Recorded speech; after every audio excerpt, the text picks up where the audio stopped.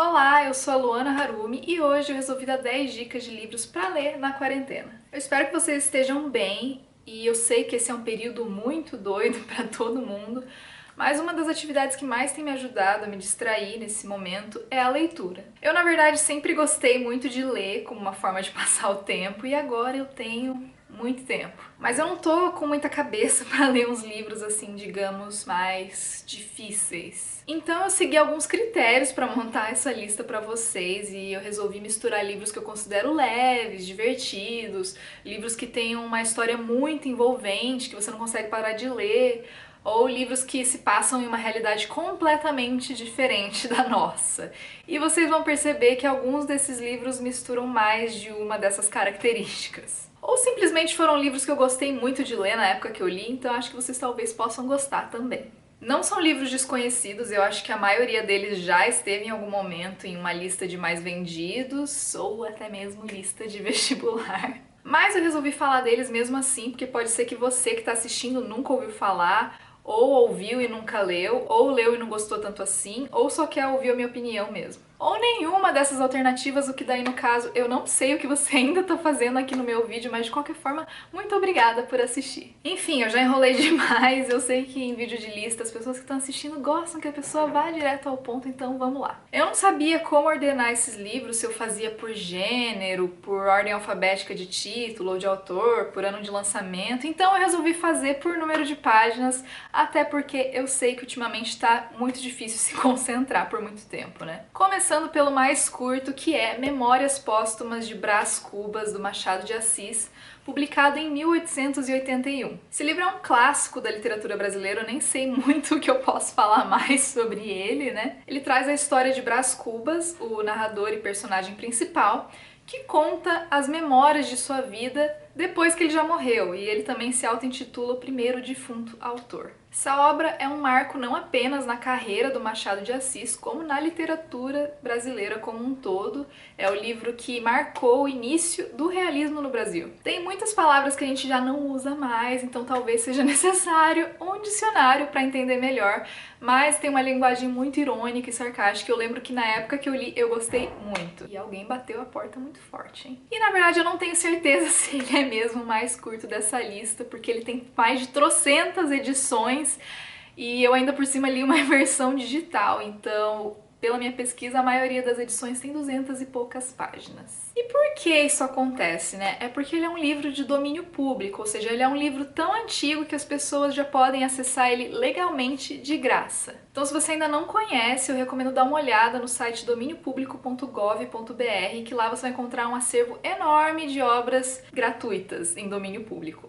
A Amazon e o iBooks, a loja da Apple, também disponibilizam vários livros de domínio público em diversas línguas, então eu recomendo dar uma olhadinha também. O próximo livro é Putz Some Farofa, do Gregório do Vivier, de 2014, tem 206 páginas. Esse livro é um compilado de crônicas que o Gregório publicou na Folha de São Paulo e também de alguns esquetes do Porta dos Fundos, incluindo, é claro, a crônica Pardon Anything, que é a que deu o título ao livro. Eu fui ler essa crônica esses dias e pra mim ela continua muito engraçada, mesmo quase 6 anos depois. Esse é um livro que eu gosto muito de reler de vez em quando, ou simplesmente pegar alguma das crônicas, eu sempre acho muito divertido. Outro livro que eu também gosto muito de pegar quando eu quero dar algumas risadas é Como Ter uma Vida Normal Sendo Louca, da Camila Frender e da Jana Rosa, de 2013, e tem 240 páginas. É um livro que dá dicas, entre aspas, de como lidar com diversas situações muito comuns na vida de nós mulheres. Esse livro foi adaptado para uma peça e também ganhou uma reedição ano passado, e apesar de algumas das piadas serem envelhecido um pouquinho mal, eu ainda acho que no geral é um livro muito divertido e leve. Os dois próximos livros são coincidentemente de ficção científica, que é um gênero que eu adoro. O primeiro é Perdido em Marte, do Andy Weir, publicado em 2014, com 336 páginas. Esse livro virou até um filme com o Matt Damon e é sobre um astronauta que acaba ficando preso em Marte, ou melhor, é esquecido pela sua equipe lá. E a história é sobre como ele se adapta à vida em Marte enquanto ele tenta ser resgatado, e é meio em forma de diário. Pensando melhor, talvez esta não seja a melhor leitura se você estiver completamente isolado em casa, mas talvez role uma identificação aí. E eu lembro que eu achei muito divertido na época que eu li. O outro é Matéria Escura, do Blake Crouch, de 2017, com 352 páginas.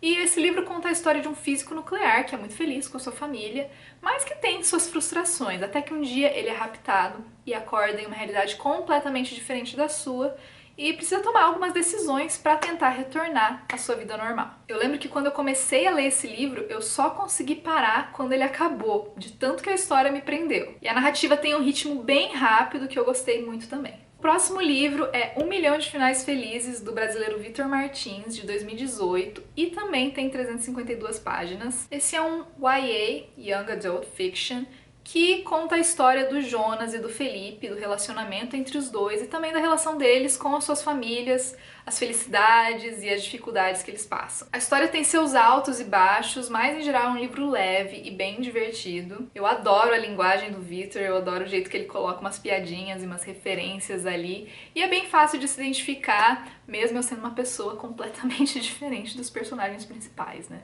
Outro livro com personagens completamente diferentes de mim é Daisy Jones and the Six. Esse livro foi escrito pela Taylor Jenkins Reid, foi publicado em 2019 com 360 páginas. Esse livro conta a história de uma banda de rock fictícia chamada Daisy Jones and the Six, que estourou nos Estados Unidos nos anos 70 e aí se separou. E a história é contada na forma de entrevistas com os integrantes da banda e com outras pessoas com quem eles se relacionaram, e me prendeu muito. Parecia que eu tava lendo a história de uma banda real mesmo. E eu queria acabar o livro e ir pro Spotify procurar a música deles, de tão real que parecia. E o legal é que, por ser baseado em memórias, né, porque eles contam a história anos depois deles terem se separado, cada um lembra dos acontecimentos de uma forma diferente, o que ajuda ainda mais a parecer real. Agora, falando em personagens reais, o próximo livro é uma biografia e é Minha História, da Michelle Obama. Foi publicado em 2018, com 464 páginas. Nesse livro, a Michelle Obama conta a história da sua vida, sua trajetória desde a infância, passando pela faculdade, conhecer o marido dela e se tornar a primeira dama dos Estados Unidos, e como tudo isso afetou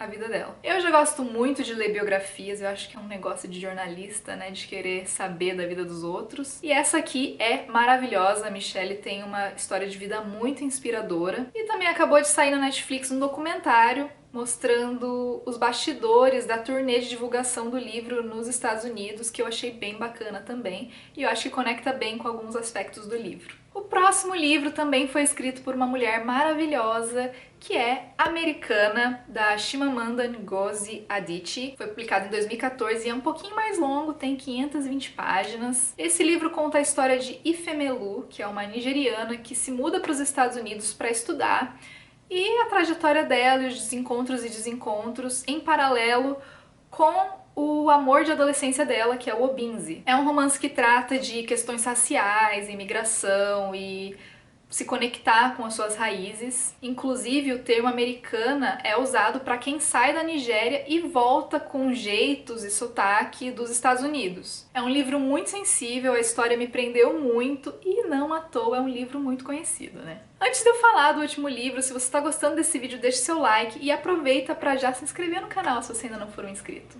O último livro é O Pintacilgo, da Dona Tartt, publicado em 2014, com 721 páginas. Sim, é um livro longo, mas não se deixe intimidar por isso, porque é um livro muito bom. Esse livro conta a história de um menino que acaba perdendo a mãe num acidente, e a única coisa que ele tem para guardar ali, para se lembrar dela, né, é a pintura de um pintacilgo, que é um pássaro. E o livro acompanha a história dele desde criança até a vida adulta, passando por todas as aventuras e os percalços, né, dele.